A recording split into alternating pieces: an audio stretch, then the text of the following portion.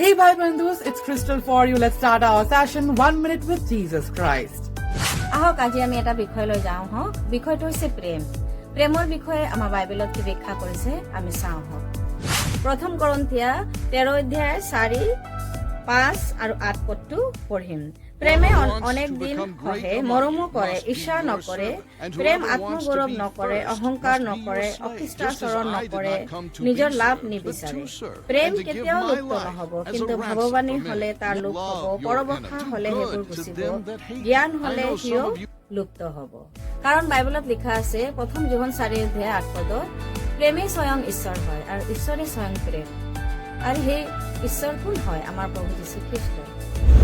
আমি সকলোৱে জানো যে প্ৰভু যীশু খ্ৰীষ্ট জগতলৈ কেলে আহিছিলে আমাৰ পাপৰ পৰা উদ্ধাৰ কৰিবৰ কাৰণে আহিছিলে আৰু প্ৰভু যীশু খ্ৰীষ্টই আমাক কি কৈ গৈছে আমি পৰস্পৰে ইজনে সিজনক প্ৰেম ভাৱ ৰাখিবৰ কাৰণে তেনেহ'লে আহক ভাই বন্ধুসকল আমি সকলোৱে ইজনে সিজনৰ লগত প্ৰেমে ৰাখোঁ যদি আপোনালোকৰ এই ভিডিঅ' ভাল লাগিল তেনেহ'লে আপোনালোকৰ বন্ধু আৰু ফেমিলিৰ লগত এই ভিডিঅ' শ্বেয়াৰ কৰিব আৰু আগন্তুক দিনত কেনেকৈ ঈশ্বৰৰ বাক্য আপোনালোকৰ মাজলৈ মই আনি থাকিম প্ৰেইজ দ্য লৰ্ড